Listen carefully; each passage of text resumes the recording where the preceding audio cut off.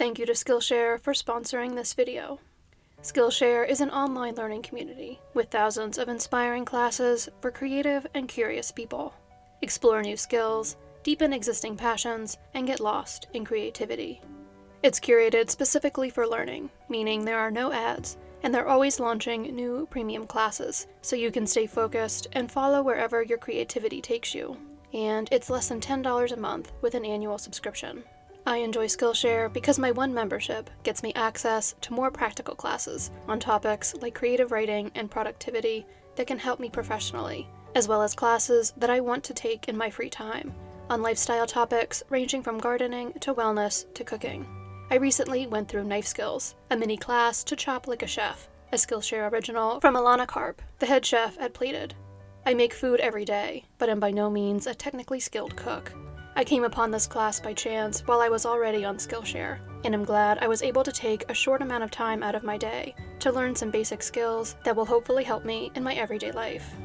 If you would like to see the variety of classes Skillshare has to offer, the first 1,000 of my subscribers to click the link in the description will get a free trial of premium membership so you can explore your creativity.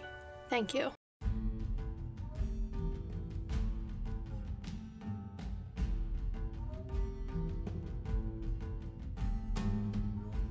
Lowell Badger was born in Sullivan County, Indiana in 1927. He was married to his wife Nellie for 59 years, until her death in December of 2008. They had 4 children together, and eventually several grandchildren and great-grandchildren. Lowell worked hard as a farmer from his childhood onward. However, he never let the long hours interfere with him attending family events and being active in his children and grandchildren's lives. By 2012, 85-year-old Lowell had retired from farming, but was still living in rural Sullivan County.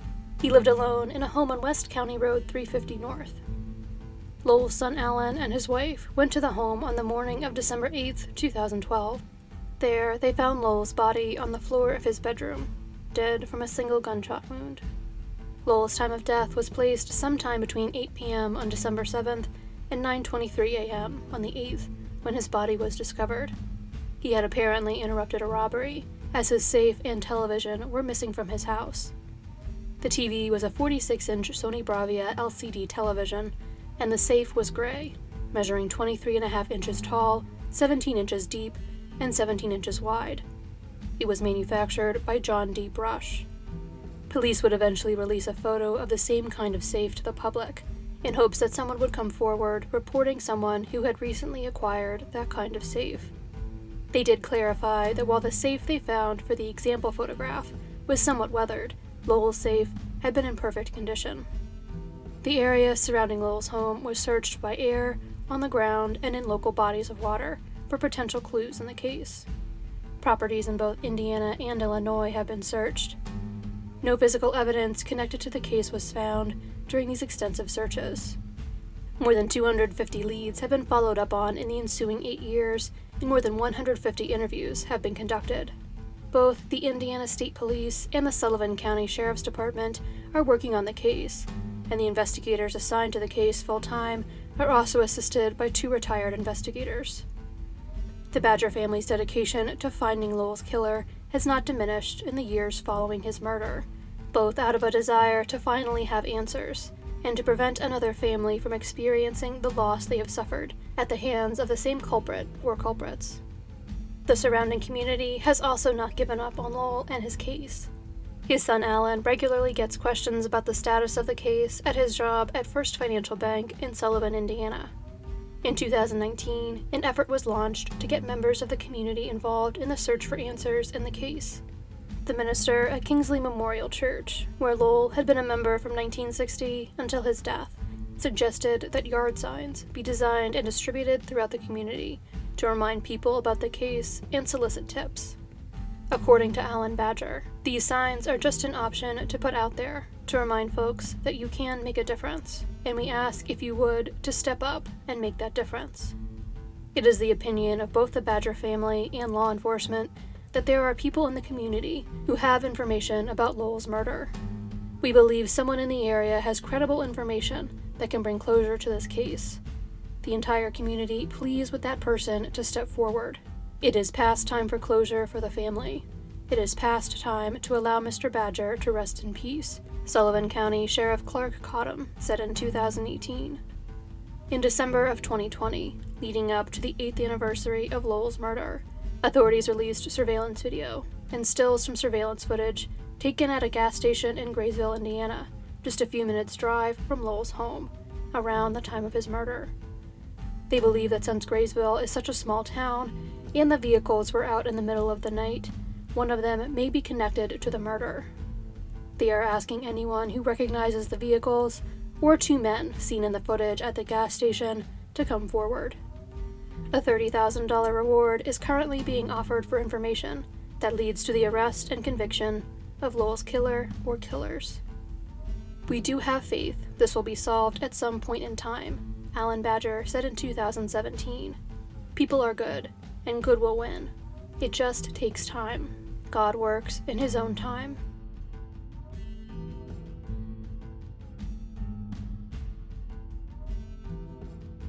Eric Lee Franks was born in North Carolina in September of 1972 and spent much of his childhood in East Tennessee, where his father was a pastor. He was an active and popular child who had many friends throughout his years in school. When he was 19, Eric met a woman named Kendra Firmingham, who worked with his mother at a mall in Nashville, Tennessee. They began dating, and Eric fell deeply in love with her. He was therefore heartbroken when Kendra later left him to move to Michigan to get back together with an old boyfriend. She cut off all communication with Eric, and he would tell friends for years that he blamed himself for the relationship ending and considered Kendra to be the one that got away. Eric did eventually move on, marrying a woman named Gail while he was living in Tupelo, Mississippi. Gail had a young son when Eric met her, and Eric loved the little boy like he was his own son.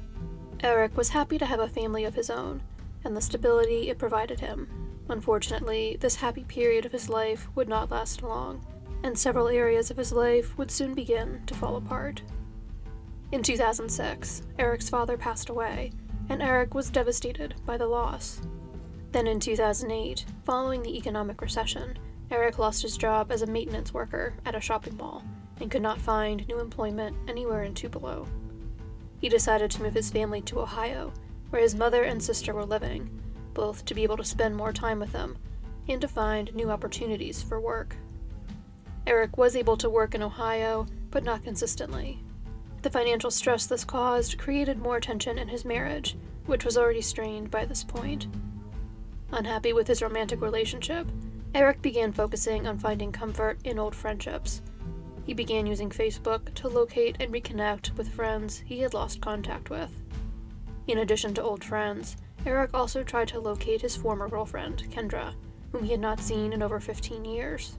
He initially could not find her on Facebook, later learning that she used an alias for her Facebook profile, but did find John, the old boyfriend she had moved to Michigan to be with. Eric sent him a message, asking him if he knew how to get in contact with Kendra. When John wrote back, he informed Eric that he and Kendra were married and had 2 daughters. He said he would let his wife know that Eric wanted to catch up with her, and let her decide if she wanted to speak with him. Kendra ultimately did choose to begin speaking with Eric. Then one day, Eric saw a post about Kendra's 2 daughters on Facebook that included their dates of birth. He noticed that Kendra's older daughter, Emily, had been born less than 9 months after he and Kendra had broken up. When he asked Kendra about Emily's parentage, she confirmed that Emily was his daughter. While the news that he had a teenage daughter was of course a huge surprise, Eric's mother has stated that he was never so happy as he was when he found out about Emily. Eric was adopted, and while his parents loved him just as much as their daughter, who was their biological child, and never treated him any differently, Eric had never known what it was like to have a biological relative in his life. Furthermore, he and his wife had separated within weeks of him learning about Emily, meaning he no longer had his stepson in his life. He felt lonely following his separation, and was excited to create a relationship with his newly discovered daughter. On October 25, 2010, 38-year-old Eric made the drive from Ohio to Saginaw, Michigan, in a bronze 2001 Chevrolet Malibu, owned by his mother, that she had given him permission to use. He initially planned to just be making an extended visit to Michigan, and rented a room in Miller's Motel in Bridgeport Township. To support himself, he would use a temp agency to find work every day and perform odd jobs for the owner of the motel. Kendra did allow Eric to meet Emily and spend time with her once a week, but Emily was not immediately told that Eric was her father. Eric was just happy to be able to see her. Things gradually became even better for Eric in Michigan, and he wanted to make his visit there more permanent. Eventually, Emily was told who he really was. Furthermore, Eric told his loved ones that he and Kendra were rekindling their relationship and that she would be leaving her husband so that she, Eric, and Emily could all move into a home together as a family. On March 10th, 2011, Eric spoke with his mother, Joanne, on the phone. He told her that he was moving into a house across town where cell phone reception was poor, so it would be more difficult for him to keep in touch with her. He also told her to look forward to July, when he had to return to Ohio for an important dentist appointment that he had already paid for, because he was going to bring Emily with him so that she could meet her. This would be the last time Joanne would speak with her son. Over the following few months, Joanne could not reach Eric by phone. She was not immediately concerned because he had warned her he was moving somewhere with poor cell reception, and she would receive emails from his account in response to the voicemails she would leave him. However, she became concerned when Eric failed to make his planned trip to Ohio in July and missed his dentist appointment. By this point, she was also more concerned by the fact that her son was communicating exclusively through email with her, and it had been months since she had actually heard his voice. Joanne's sister Deborah then helped her track down Kendra online to ask her about Eric's whereabouts. Kendra claimed to have not seen Eric since the middle of April. They had gotten into an argument, and Eric had spent several days waiting outside of her home, calling and texting her in an effort to get her to come out and speak with him. When she refused to have a conversation with him, he eventually told her that he was leaving to go to California to find another one of his former girlfriends. Eric moving to California did make some degree of sense. Ever since he was a child, Eric had dreamed of working in film production, either as a director or a screenwriter. As an adult, he had tried to live in California and break into the industry 4 separate times. However, he could not afford the high cost of living there and would eventually have to leave the state. However, if Eric had left the area with poor cell reception, he would have been able to call his family, and his mother had been receiving emails from his account, but none of them mentioned this major move. By November, even the suspicious emails stopped coming, and Joanne reported Eric missing to her local police department, who coordinated with authorities in Michigan. 6 days later, Joanne received an email from Eric's account, but it made her even more convinced that the messages were not actually from her son. It included a new phone number, but the number was from a prepaid cell that was never set up. Later investigative efforts would show that the email had been sent using the public Wi-Fi at a Burger King in Michigan. When authorities in Michigan spoke with Kendra, she told them that she had never had any plans to leave her husband to move in with Eric, as he had told his friends and family. She also said that she had not seen Eric since March, when she helped him pack up his things from his motel room before he left for California. This contradicted her earlier story to Eric's aunt, in which she claimed she last saw Eric at her home in April. The owner of the motel where Eric had been staying further contradicted Kendra's accounts of the time around Eric's disappearance. He had last seen Eric on March 14th, when he paid him in advance for the next week of his stay. A week later, he had seen Kendra emptying Eric's belongings out of his room and putting them into her own car.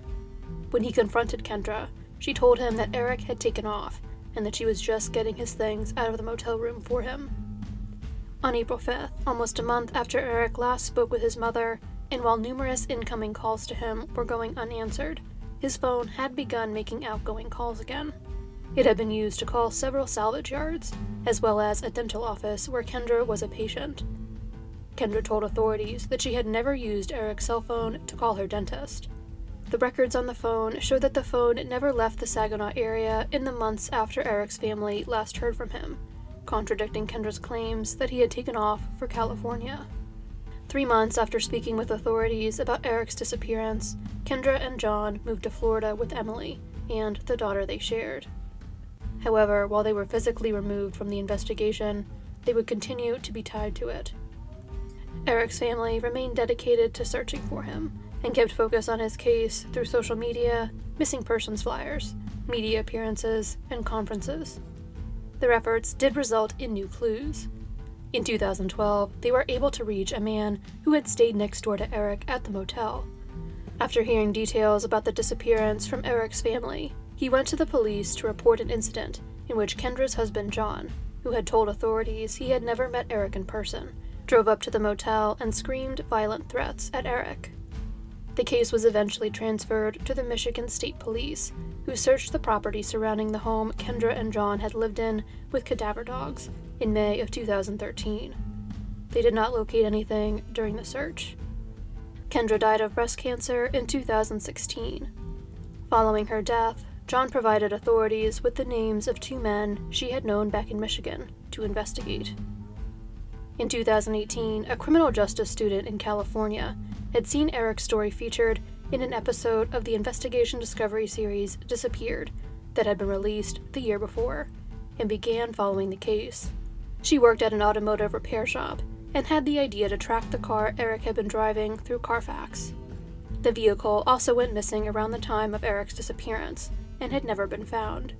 Investigators and Eric's family had assumed that the car had most likely been scrapped, driven into a body of water, or somehow otherwise been hidden or destroyed. Authorities had run previous checks on the car's vehicle identification number, but without success. When the student initially looked up the vehicle, using its vehicle identification number, she also initially found no new information. However, in September of 2020, Carfax sent her an email service notification that the car had received an oil change on August 31st in Clare, Michigan. She notified Eric's mother, Joanne, of the activity on the car's report. The vehicle was located and confirmed to be the correct vehicle, and then taken to the Michigan State Police Crime Lab for examination. It had recently been sold at an estate sale after being found in the garage of a man named Gerald Rutledge. Gerald had died in April of 2020 at the age of 84. He worked as an hourly worker at General Motors, but presumably because he had no children and lived frugally in his modest West Side Saginaw home, he left behind an estate worth $2.7 million. Per his will, following his death, the money was to be split between the Saginaw chapter of the American Red Cross, the Saginaw Police Department, and the Saginaw Fire Department. Gerald suffered from dementia later in life, which left him legally incapacitated. He required a caretaker, and at one time, his caretaker had been Kendra Firmingham. In the weeks before Eric disappeared, concerns were raised about Gerald's finances. He had paid the home health care service Kendra owned a full year in advance for his care, which was not standard practice. Gerald's assets were frozen for a time following this discovery. Based on the condition of the exterior of the car, it appears as though it had been stored inside of the garage for some time. Gerald's neighbors do not believe that he was aware that the car was in his garage, and furthermore claim that he would have been upset had he known it was there. After Eric's brother-in-law, Chad Bouse, went to Michigan to inspect the car, he told M Live that there had been stains on the passenger side seat and floorboard that could have been from blood. The man who had purchased the car at the estate sale was in the business of purchasing inexpensive vehicles to help low-income clients, and had previous experience with vehicles which were known to have contained a deceased person. He told Chad Bouse that the car had the characteristic smell such cars have when he purchased it, and he also believed that the stains had been from blood. Part of the concrete floor in the garage where the car had been stored looked as though it had been disturbed, so a portion of the floor was cut up, and cadaver dogs were brought into the scene, but Eric's remains were not found. The inside of the home was also searched.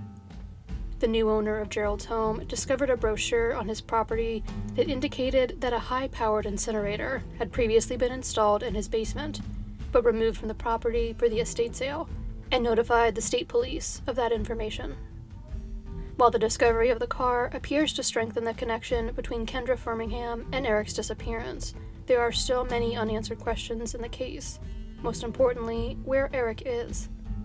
His family believes that he was murdered at the time of his disappearance, but they still hope to be able to one day locate his remains and give him a proper burial.